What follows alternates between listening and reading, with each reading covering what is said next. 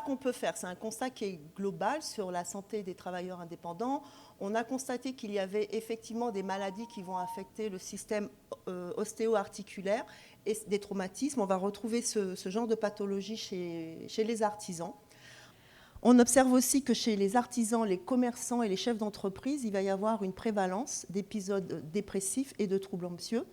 Et on observe chez tous les travailleurs indépendants qu'il va y avoir des fréquences d'exposition à ce qu'on appelle des risques psychosociaux. Donc ça veut bien dire que les risques psychosociaux ne concernent pas uniquement les salariés. Les risques psychosociaux concernent tous les travailleurs, qu'ils soient salariés ou indépendants. Et parmi ces risques, plus particulièrement pour les travailleurs indépendants, on va retrouver un temps de travail qui est très élevé. On va retrouver une surcharge de travail. On va retrouver des horaires atypiques, c'est-à-dire que les personnes vont travailler très tard le soir, vont travailler le samedi, le dimanche, et même pendant le peu de congés qu'ils vont réussir à prendre. Et ces horaires atypiques vont venir déséquilibrer la vie un petit peu familiale, c'est-à-dire que la vie professionnelle va être un petit peu plus investie au détriment de la vie privée. Et ces personnes vont avoir un faible soutien social. Donc un soutien social, qu'est-ce que c'est ? C'est la possibilité de pouvoir exposer ses problèmes, avoir quelqu'un qui vous écoute, quelqu'un qui vous accompagne. On se rend compte que les travailleurs indépendants sont un petit peu isolés quant à l'aide qu'ils pourraient avoir, le soutien qu'ils pourraient avoir. Donc on va parler de santé. L'organisation de la santé dit qu'un état de santé, qu'est-ce que c'est ? On parle de bien-être, mais on parle de bien-être physique, un bien-être psychique et un bien-être social. Ce n'est pas parce que vous n'êtes pas malade que vous êtes en santé. Donc, la santé mentale particulièrement, elle est composée de 2 éléments. Vous avez la santé psychologique, c'est la partie bleue. La santé psychologique, elle comprend le bien-être psychologique, c'est-à-dire bien se sentir, en capacité de faire un certain nombre de choses, de mener ses projets, d'être en interaction sociale avec autrui. Et à l'opposé de cette santé psychologique, lorsqu'elle est affectée, elle va générer de la détresse psychologique. La détresse psychologique, ça veut dire être dans un état dépressif. Donc un état dépressif, c'est pas juste avoir un peu de morosité, se sentir pas trop bien. Hein. C'est vraiment une catégorie de maladie psychique qui est assez importante. Les états anxieux, donc se sentir en pression, avoir de la nervosité. L'anxiété est là, hein, vous avez mal au ventre dès que vous devez ouvrir un courrier ou ouvrir votre ordinateur. Et puis toute forme de nervosité que vous pouvez avoir. Et à l'opposé donc de la santé mentale, vous allez avoir tous les troubles mentaux, c'est-à-dire que vous pouvez avoir un état dépressif qui va apparaître, mais qui va s'aggraver. Vous pouvez avoir aussi des troubles anxieux qui vont s'aggraver. Et puis vous avez les autres maladies mentales, les bipolarités, et puis tout l'ensemble des psychoses.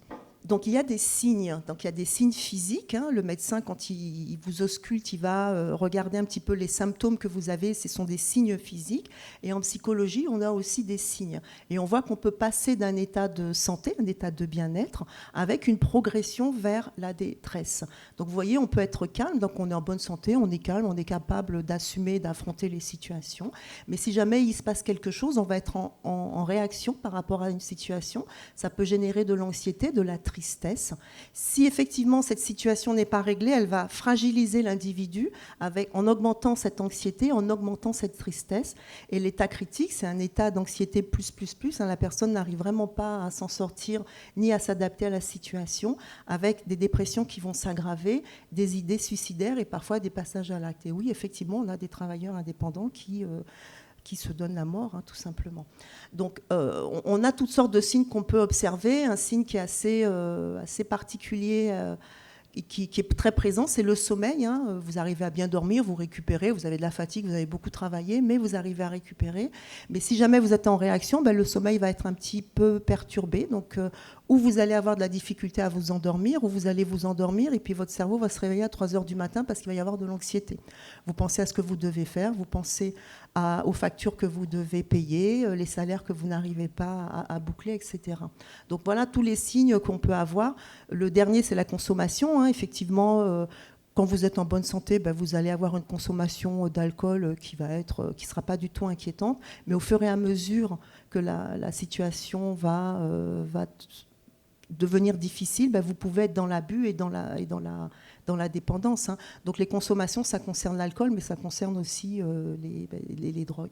En Guyane, on mesure l'épuisement professionnel dont je vais vous parler. Donc l'état de bien-être psychologique, il est favorisé par la satisfaction que peuvent avoir les travailleurs indépendants. Donc là, ce sont des mesures qu'on a effectuées ce mois-ci, début octobre. Et on s'est rendu compte que voilà, qu'est-ce qui pouvait rendre heureux, en tout cas un travailleur indépendant, satisfait de son travail. Donc les 3 premiers, la satisfaction de la clientèle.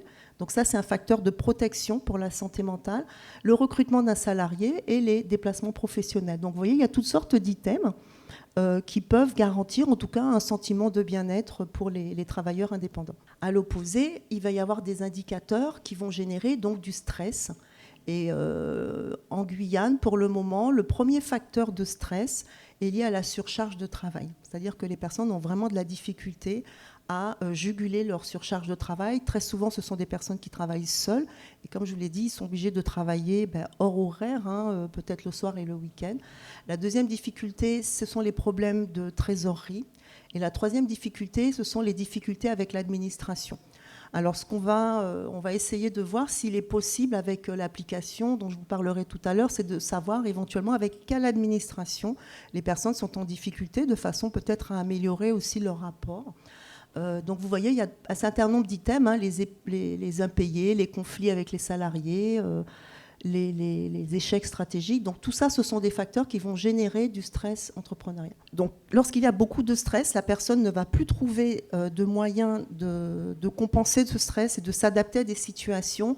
Lorsque le stress va être récurrent, il amène à de l'épuisement professionnel. Donc l'épuisement qu'on appelle aussi le burn-out, ce n'est pas une simple fatigue. Une fatigue, vous arrivez, vous reposez, vous dormez bien, vous arrivez à retrouver votre énergie. Le burn-out, c'est vraiment un état qui est vraiment très critique.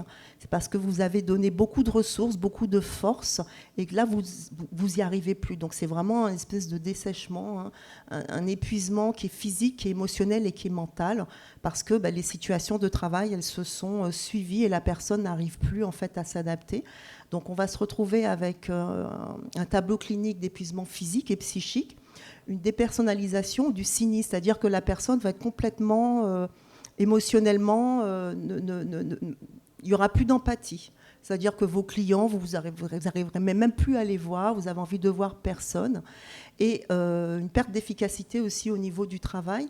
Et l'épuisement professionnel a malheureusement comme impact sur l'identité professionnelle. Et surtout quand on est un travailleur indépendant et qu'on a son identité professionnelle qui est affectée, c'est très difficile de se remettre sur pied. Ça prend du temps. L'épuisement professionnel, ça ne se guérit pas en 2 semaines, ça prend plusieurs mois, pour pas dire une année. Donc nous, au service de prévention et de santé au travail, on accompagne donc les professions indépendantes en mesurant effectivement ce taux d'épuisement professionnel. Donc on a mis en place avec un laboratoire qui s'appelle le laboratoire Amarok e-Santé une application.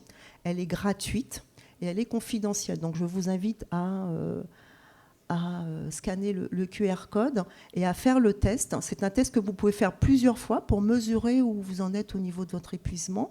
Et c'est un test à la fin, donc, qui va mesurer aussi bien les éléments de satisfaction que vous pouvez avoir, donc il va mesurer aussi bien le bien-être, mais il va mesurer aussi tous les éléments qui peuvent vous apporter du stress. Il va y avoir une balance. Si la balance est positive, ça veut dire que ça va, et si jamais la balance est négative, c'est que vous avez effectivement un risque d'avoir un épuisement professionnel. Et quand on sait que le travailleur indépendant, il est son entreprise, c'est important qu'il soit accompagné.